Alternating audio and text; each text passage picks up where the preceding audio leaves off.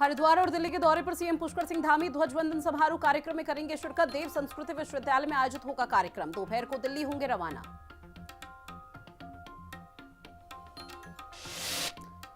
चारधाम यात्रा में mobile phone पर लगा प्रतिबंध। पवित्रता और मर्यादा बनाए रखने के लिए लिया गया बड़ा फैसला। बीकेटीसी और प्रशासन मिलकर बनाएंगे व्यवस्था। जन जन की सरकार जन जन के द्वार मिशन में धामी सरकार की ऐतिहासिक उपलब्धि, संवेदनशील जवाबदेही और परिणामोन्मुखी शासन का सशक्त उदाहरण बनकर उभरा उत्तराखंड। धर्मनगरी हरिद्वार में उमड़ा भक्तों का सैलाब। मौनी अमावस्या पर हरिद्वार में आस्था का महासंगम। कड़ाके की ठंड के बीच श्रद्धालुओं ने लगाई आस्था की डुबकी। स्टार्टअप इंडिया रैंकिंग में उत्तराखंड को मिला लीडर का दर्जा। बीजेपी विधायक ने केंद्र का जताया आभार।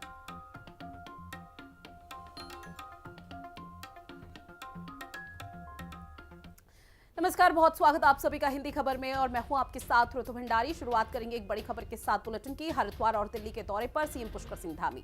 बड़ी खबर, ध्वजवंदन समारोह कार्यक्रम में शिरकत करेंगे सीएम धामी, जहां देव संस्कृति विश्वविद्यालय में आयोजित होगा एक खास कार्यक्रम। दोपहर को दिल्ली रवाना हो जाएंगे सीएम पुष्कर सिंह धामी। तो बड़ी खबर लगातार आप तक साझा कर रहे हैं, जहां हरि की नगरी हरिद्वार और इसके साथ ही राष्ट्रीय राजधानी दिल्ली का दौरा करेंगे सीएम पुष्कर सिंह धामी। और दोनों ही जगहों का जो दौरा है सीएम धामी का, ये बेहद महत्वपूर्ण कई मायनों में माना जा रहा है। इसके साथ ही आपको ये भी बताते चले कि जब हरिद्वार पहुंचेंगे तो कई अधिकारियों से मुलाकात करेंगे, क्योंकि 2027 में वहां पर अर्ध कुंभ लगने जा रहा है और उसको लेकर व्यवस्थाओं को भी परखेंगे कि किस तरह की तैयारियों को अमल में लाने की कोशिश अभी से की जा रही है। शायद साधु संतों से भी हरिद्वार में मुलाकात सीएम पुष्कर सिंह धामी की हो सकती है। साथ ही दिल्ली के दौरे पर भी सीएम पुष्कर सिंह धामी है और जब दिल्ली रवाना होंगे तो उस दौरान आपको बताते चले कि कई दिग्गज आला नेताओं से मुलाकात होगी। इसके साथ ही माना यह जा रहा है जब दिग्गज आला नेताओं के साथ मुलाकात होगी तो उस दौरान उत्तराखंड का जो विकास का रोड मैप है वो भी यहां पर साझा किया जा सकता है। मेरी सहयोगी दीपिका हमारे साथ लाइव बनी हुई है। दीपिका, क्या कुछ खास जानकारी जो हरिद्वार और दिल्ली के दौरे पर सीएम धामी?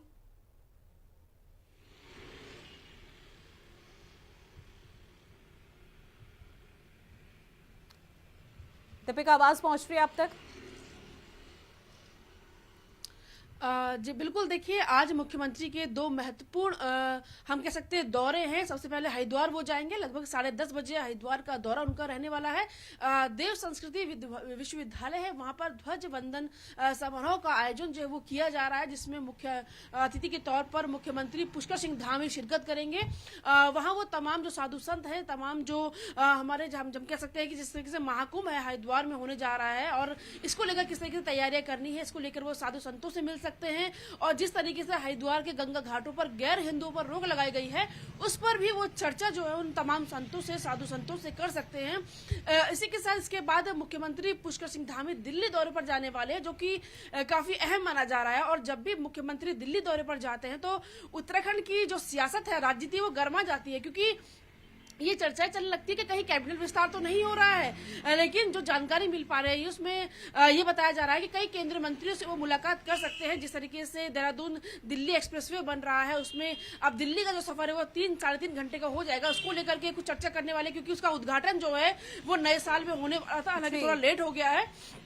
उसका उद्घाटन प्रधानमंत्री या सड़क परिवहन मंत्री कर सकते हैं, तो उसको लेकर के चर्चा हो सकती है। इसी के साथ आगामी चारधाम यात्रा को लेकर जो बातचीत है वो केंद्रीय मंत्रियों से हो सकती है। किस तरीके से आगे की जो विकास कार्य योजनाएं उत्तराखंड को सौगातें मिलनी है, उसको लेकर के भी मुख्यमंत्री जो है तमाम केंद्रीय मंत्रियों से मुलाकात करके उसका अनुरोध कर सकते हैं। विकास कार्य को लेकर जो भी रिपोर्ट कार्ड है उसके बारे में चर्चा कर सकते हैं।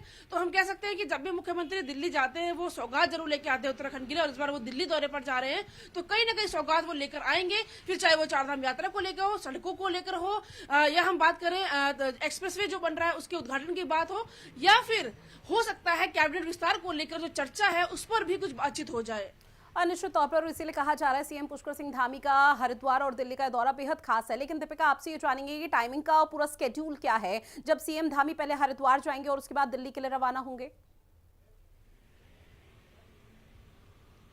जी बिल्कुल देखिए, हरिद्वार का दौरा जो है वो लगभग 10:30 बजे के आसपास का है। 10:30 बजे मुख्यमंत्री जो है वो हरिद्वार पहुंचेंगे।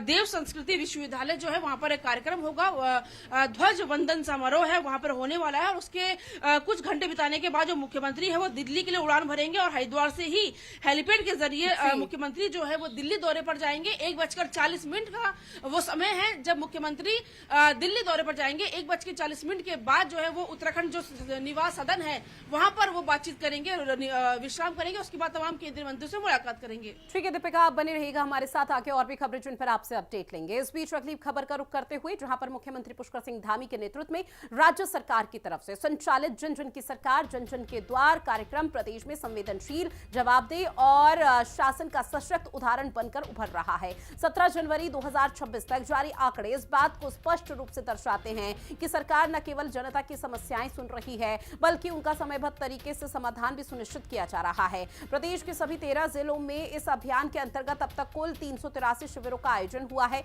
इनमें 18 शिविर आयोजित हुए हैं, जबकि अब तक 381 शिविरों के माध्यम से आम नागरिकों को सीधे लाभ पहुंचाया गया।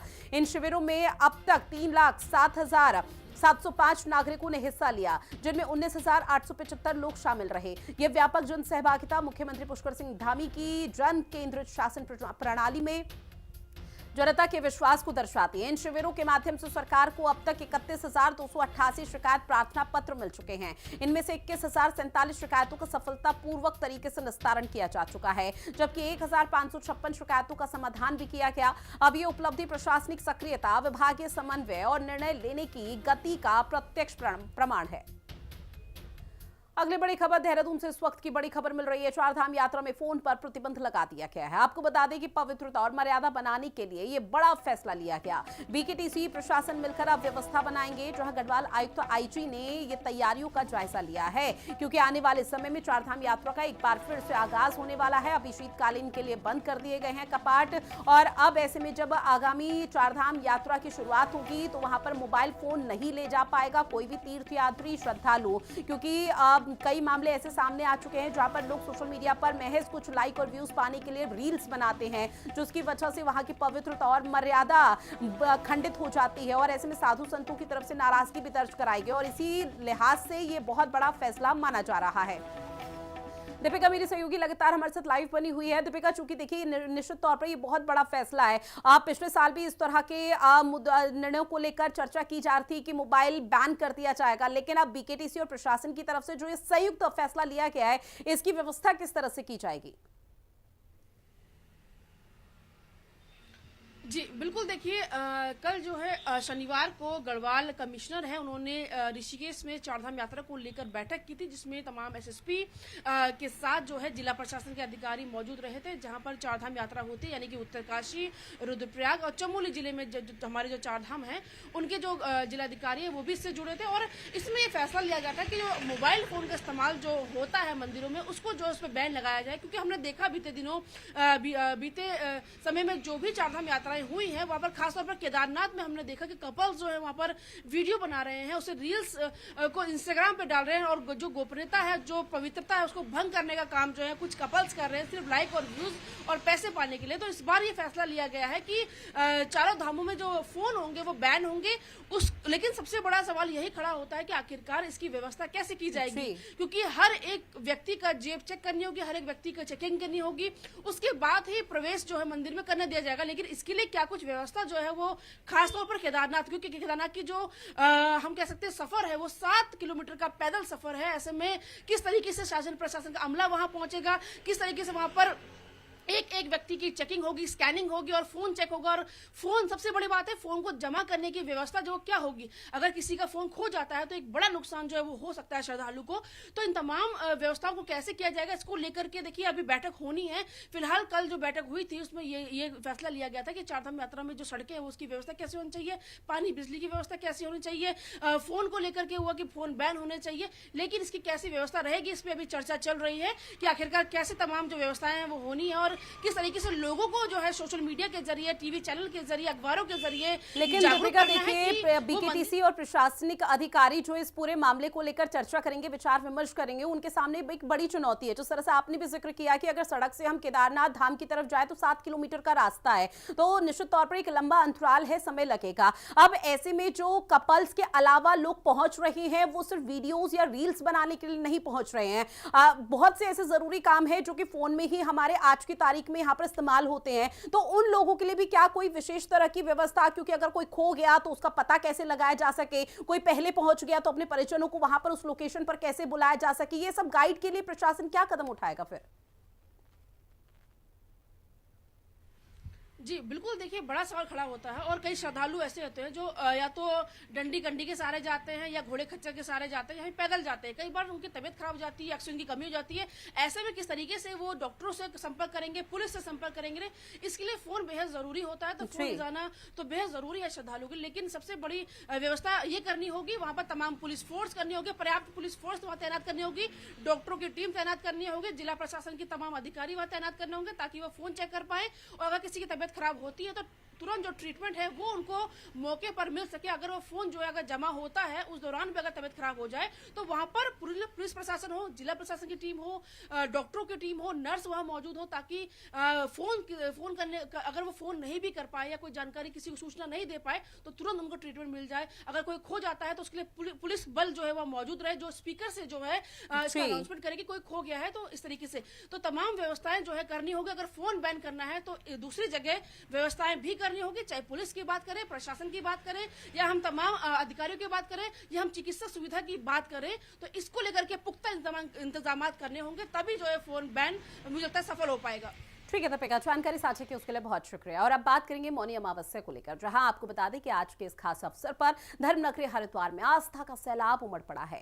कड़ाके की ठंड के बावजूद श्रद्धालु तड़के ब्रह्म मुहूर्त से ही हर की पौड़ी समेत कई घाटों पर गंगा स्नान के लिए पहुंचे। श्रद्धालु ने गंगा में पुण्य स्नान कर दान पुण्य किया है और पितरों की आत्मा की शांति के लिए तर्पण किया। हर की पौड़ी का ब्रह्मकुंड हर हर गंगे के जयकारों से गूंज उठा और घाटों पर श्रद्धा, भक्ति और अनुशासन का अद्भुत दृश्य देखने को मिला।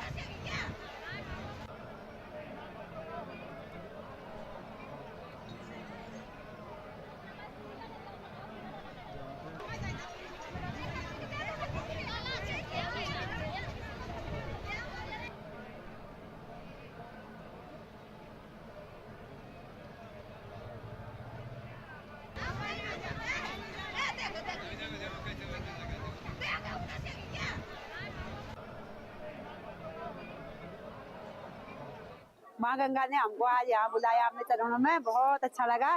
यही मनोकामना के साथ आए हैं, सभी का कल्याण हो, सभी के घरों में सुख समृद्धि हो। माँ गंगा हर साल ऐसे ही बुलाते रहे, माता रानी सबका कल्याण करे। बहुत अच्छा लगा यहाँ आके। आज मौनी अमावस्या का पावन पर्व भी है और पितरों को पिंडदान करने भी आए हैं आज, और अपनी सासू माँ के लेके आए हुए हैं। बड़ा अच्छा लग रहा है, आप लोग भी आइएगा, बहुत बढ़िया लगा। माघ मास में पड़ने वाली अमावस्या मौनी अमावस्या कहलाती है। ये इतना पुण्यदायी समय कहलाता है कि आज के दिन जो व्यक्ति अपने आसपास की पवित्र नदियों में भी स्नान करे उसको कुंभ के स्नान का फल मिलता है। और जो कुंभ क्षेत्र है, हरिद्वार आदि जगह, वहां जो व्यक्ति स्नान कर ले तो ऐसा लगता है कि जैसे देवता सायुज्य हो गया, क्योंकि आज के दिन स्नान करने के लिए स्वयं देवता इस धरती पर अवतरित होते हैं। छुपे हुए जितने भी ऋषि मुनि हैं, जितने भी ऋषिगण हैं, उनका प्रादुर्भाव, अवतरण आज ही के दिन इस धरती पर हुआ था। आज के दिन स्नान करने का इतना पुण्यदायी फल कि आज अश्वमेध यज्ञ कर लिए आप 108 और सहस्त्र कर लें वाजपेयी यज्ञ, और एक स्नान मात्र आज के दिन कर लें, एक समान कहा गया है। आज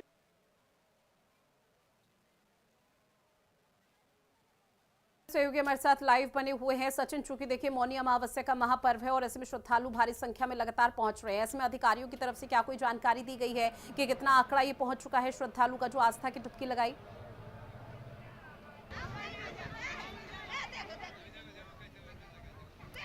सचिन, आवाज पहुंच रही है? और ऐसे में सचिन से एक बार फिर से संपर्क साधने की कोशिश करेंगे, लेकिन उससे पहले आपको बता दें कि हरिद्वार में भी लगातार भारी संख्या में जो श्रद्धालु हैं वो पहुंच रहे हैं। जहां एक तरफ शीतलहर चल रही है और उत्तराखंड देवभूमि में तो ठंड से हालात और ज्यादा बेहाल हो चुके हैं, लेकिन उसके बावजूद भी जो आस्था है वो लगातार अपार है। आस्था बढ़ चढ़कर श्रद्धालुओं की देखने को मिल रही है, जहाँ इस भीषण और कपकपाती ठंड में भी आस्था की डुबकी लगा रहे हैं। और आपको बता दें कि मौनी अमावस्या के महापर्व के दिन ये खास मान्यता मानी जाती है, जहां पर श्रद्धालु अगर आज आस्था की डुबकी लगाते हैं तो उनको सुखद फल की प्राप्ति होती है। सचिन मेरे सहयोगी एक बार फिर से हमारे साथ लाइव जुड़ चुके हैं। सचिन, प्रशासन की तरफ से क्या कोई आंकड़ा जारी किया गया अब तक कितने श्रद्धालु आस्था की डुबकी लगा चुके हैं?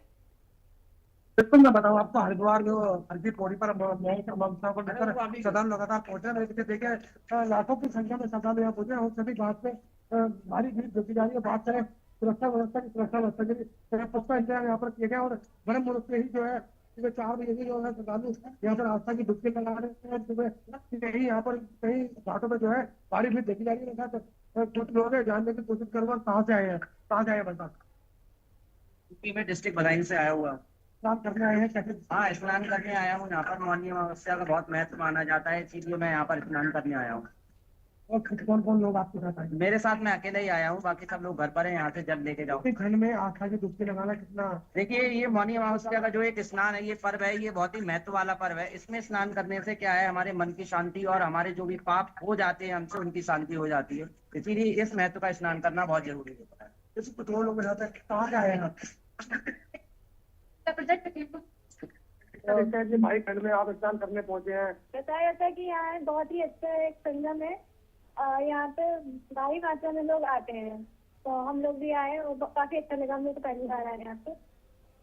इसमें भाई ठंड में स्नान करने पहुंचे हैं, आस्था कितना देखते हैं पूरी तरह?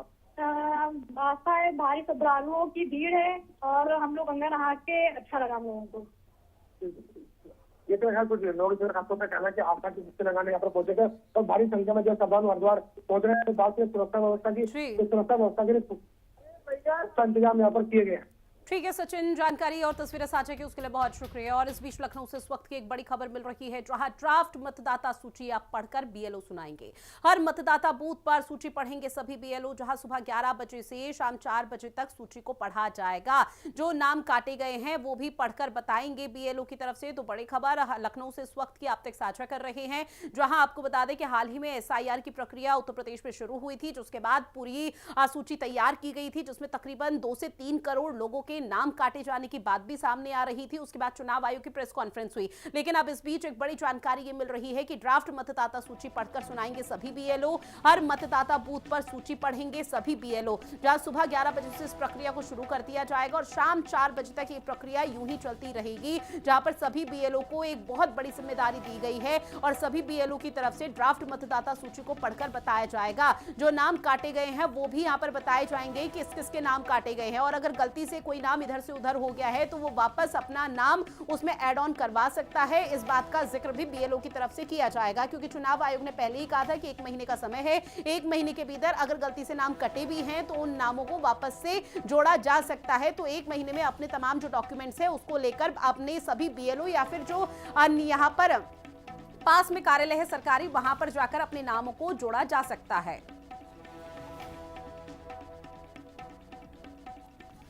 और अब सीधा आपको उत्तराखंड के हरिद्वार लिए चलते हैं, जहां सीएम पुष्कर सिंह धामी ध्वज वंदन समारोह में पहुंच चुके हैं। आपको बता दें कि सीएम पुष्कर सिंह धामी देव संस्कृति विश्वविद्यालय द्वारा ये कार्यक्रम का आयोजन किया गया है। तस्वीरें आपकी टीवी स्क्रीन पर सीएम धामी इस दौरान नजर आ रहे हैं और ये खास कार्यक्रम बताया जा रहा है। हालांकि आज हरिद्वार और दिल्ली के दौरे पर सीएम पुष्कर सिंह धामी है।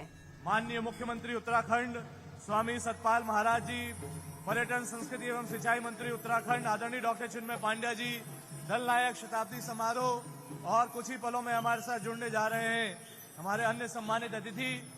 आइए हम सभी भावपूर्वक दीप प्रज्वलन के लिए तैयारी करते हैं। आदिवासी भाई बहनों के लिए एक बार पुनः जोरदार तालियां। अब दीप प्रज्वलन के लिए, इस आध्यात्मिक क्रम के लिए आइए भावपूर्वक हम जुड़ते हैं। दीप प्रज्वलन का क्रम यहाँ मंच पर हो रहा है। आइए भावपूर्वक दीप प्रज्वलन के क्रम से हम सभी जुड़ते हैं। आदिवासी भाई बहनों से निवेदन है, स्वागत का क्रम बहुत शानदार संपन्न हुआ। अब आप अपने अपना स्थान ग्रहण करें।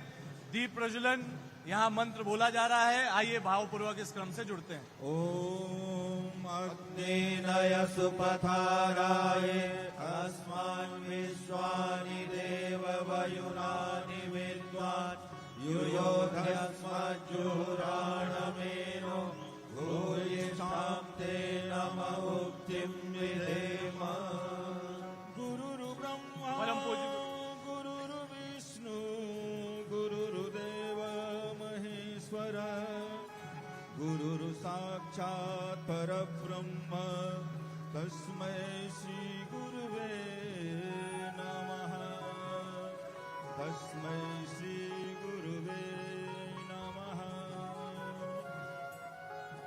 या देवी सर्वभूतेषु प्रज्ञारूपेण संस्थिता नमस्तस्यै नमस्तस्यै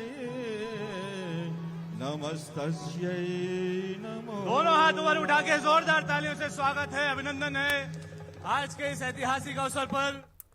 और अब बात अगली खबर की करेंगे, जहां पर भारत सरकार के वाणिज्य एवं उद्योग मंत्रालय के अंतर्गत उद्योग संवर्धन और आंतरिक व्यापार विभाग की तरफ से जारी स्टेट स्टार्टअप इकोसिस्टम रैंकिंग के 5वें संस्करण में उत्तराखंड को मजबूत स्टार्टअप इकोसिस्टम विकसित करने में लीडर के रूप में मान्यता प्रदान की गई है। अब इस बड़ी उपलब्धि के लिए राष्ट्रीय स्टार्टअप दिवस के खास अवसर पर उत्तराखंड सरकार के उद्योग को विभाग को सर्टिफिकेट ऑफ एप्रिसिएशन भी प्रदान किया गया। तो वहीं स्टार्टअप इंडिया रैंकिंग में उत्तराखंड को लीडर का दर्जा मिलने पर बीजेपी विधायक विनोद चमोली ने केंद्र सरकार का आभार व्यक्त करते हुए और प्रदेश के मुख्यमंत्री को बधाई देते हुए कहा कि स्टार्टअप के साथ साथ उत्तराखंड सरकार ने हर क्षेत्र में बेहतर काम किया है।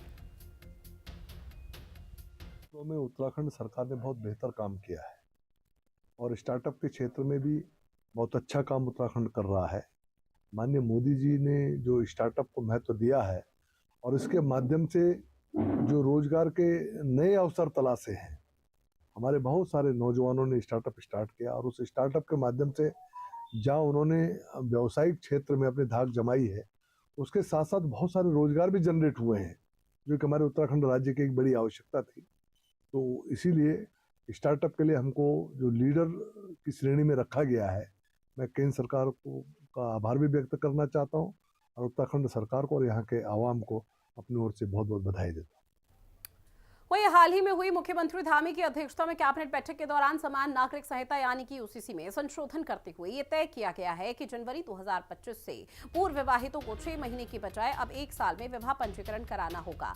साथ ही रजिस्ट्रार जनरल अब अपर सचिव लेवल के अधिकारी ही होंगे। वहीं समान नागरिक संहिता की विशेषताएं बताते हुए वक्फ बोर्ड अध्यक्ष शादाब शम्स ने कहा कि यह सौभाग्य की बात है कि मुख्यमंत्री धामी के नेतृत्व में यूसीसी कानून को लाने वाला उत्तराखंड पहला राज्य बना, जो कि पूरी दुनिया के लिए मिसाल भी बन रहा है।